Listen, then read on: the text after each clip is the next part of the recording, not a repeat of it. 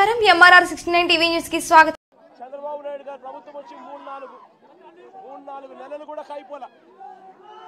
ఈ 3-4 నెలల్లో చంద్రబాబు నాయుడు గారి పరిపాలన ఎంత దారుణంగా ఉంది అని అంటే నిజంగా నాకు ఆశ్చర్యం కలిగించే విషయాలు,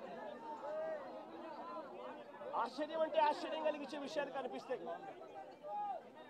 ఇదే పెద్ద మనిషి చంద్రబాబు నాయుడు గారు ఎంత రెడ్ బుక్ పాలనలో నిమగ్నమై ఉన్నాడు అని అంటే, పరిపాలన ఎంత గాలికి వదిలేశాడు అని అంటే, ఇదే పెద్ద మనిషి చంద్రబాబు నాయుడుకు తుఫాను వస్తా ఉంది అని సంకేతం తెలుసు.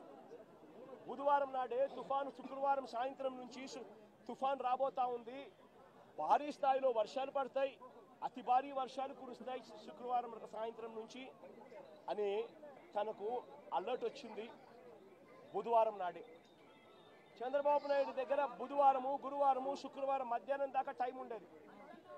కానీ చంద్రబాబు నాయుడు గారు అనే వ్యక్తి ఎంతగా ఈ మనిషి రెడ్ బుక్ పాలన మీద ధ్యాస పెడతా ఉన్నాడో తప్ప ప్రజల అగసాట్ల మీద ధ్యాస పెట్టడం లేదన్నదానికి ఇదే నిదర్శనం.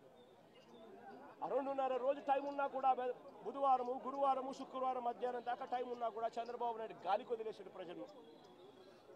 తాను అదే రోజే, బుధవారం రోజే అలర్ట్ వచ్చిన రోజే తాను రివ్యూ మీటింగ్ తీసుకుని ఉంటే డ్యాములన్నీ ఒకవైపున నిండి ఉన్నాయి అనే సంగతి తనకు తెలుసు. పై రాష్ట్రాల నుంచి, మహారాష్ట్ర నుంచి, కర్ణాటక నుంచి, తెలంగాణ నుంచి నీళ్లు వస్తున్నాయని సంగతి తెలుసు. మాన్సూన్ వల్ల అటు పై రాష్ట్రాల నుంచి వరదలు వస్తూ ఉన్నాయనే సంగతి తెలుసు. మన రాష్ట్రంలో కూడా తుఫాన్ రాబోతా ఉంది అనే సంగతి కూడా తెలుసు. మరి అలాంటప్పుడు చంద్రబాబు నాయుడు ఏం చేయాలి? బుధవారం రోజు రివ్యూ తీసుకుని రెవెన్యూ సెక్రటరీని, చీఫ్ సెక్రటరీని, ఇరిగేషన్ సెక్రటరీని, హోమ్ సెక్రటరీని వీళ్ళందరినీ కూడా పిలిచే కార్యక్రమం చేయాలి. వీళ్ళందరితో రివ్యూ తీసుకుంటే వీళ్ళందరూ ఆ తర్వాత కలెక్టర్లతో వెళ్ళి కలెక్టర్లతో వీళ్ళంతా కూడా చేయాల్సిన పనులు చేస్తారు. ఇరిగేషన్ సెక్రటరీ ఉన్న డ్యాములను ఖాళీ చేయిస్తాడు. శ్రీశైలంలోను, నాగార్జున సాగర్లోను, పులిచింతల్లోను 3 డ్యాముల్లోనూ కనీసం ప్రతి డ్యామ్లోనూ ఒక 25-30 టీఎంసీలు తగ్గించుకుంటూ వచ్చి కనీసం ఒక 80-90 టీఎంసీలు మేరకు తగ్గించి ఈ 3 డ్యాముల్లో కలిపి ఒక ఫ్లడ్ కుషన్ మెయింటైన్ చేస్తాడు ఇరిగేషన్ సెక్రటరీ. దానివల్ల పైనుంచి వచ్చే నీళ్లను, ఇతర రాష్ట్రాల నుంచి వచ్చే నీళ్లను, ఈ ఫ్లడ్ కుషన్ ఉంది కాబట్టి నీళ్లను అక్కడే ఆపిడొచ్చు. రెవెన్యూ సెక్రటరీ వెంటనే రిలీఫ్ క్యాంపులు ఏర్పాటు చేస్తాడు.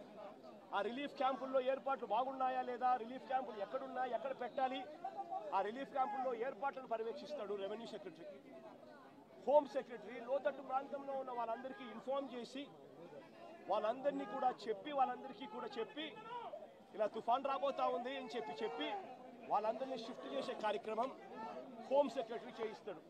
మరి నేను అడుగుతా ఉన్నా, ఇదే పెద్ద మంచి చంద్రబాబు నాయుడు ఇవన్నీ చేశాడా అని అడుగుతా ఉన్నా.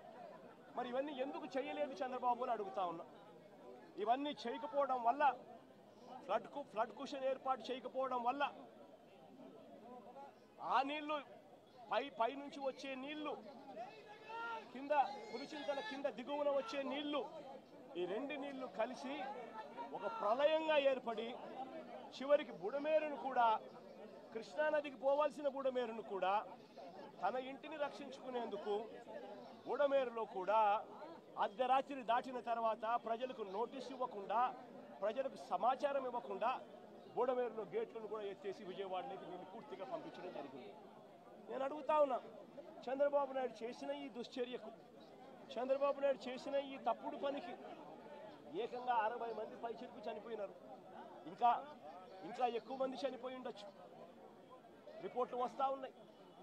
ఈ 60 మంది, ఇంతకుముందు ఎప్పుడైనా తుఫాను వచ్చినప్పుడు 60 మంది చనిపోయిన ఘటన ఎప్పుడన్నా మనం చూసామా? 60 మంది ఏకంగా పైన మనుషులు చనిపోతే చంద్రబాబు నాయుడు గారి మీద నెగ్లిజెన్స్ కేసు అనేది ఎందుకు నమోదు చేయకూడదు అని అడుగుతా ఉన్నా.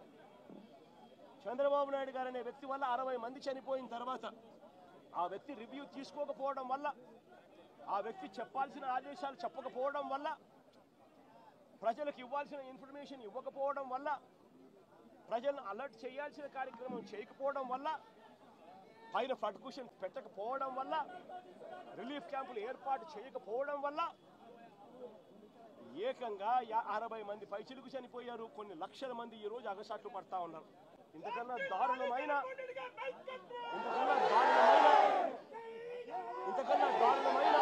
పాలన ఎక్కడైనా ఉంటుందా అని అడుగుతా ఉన్నా.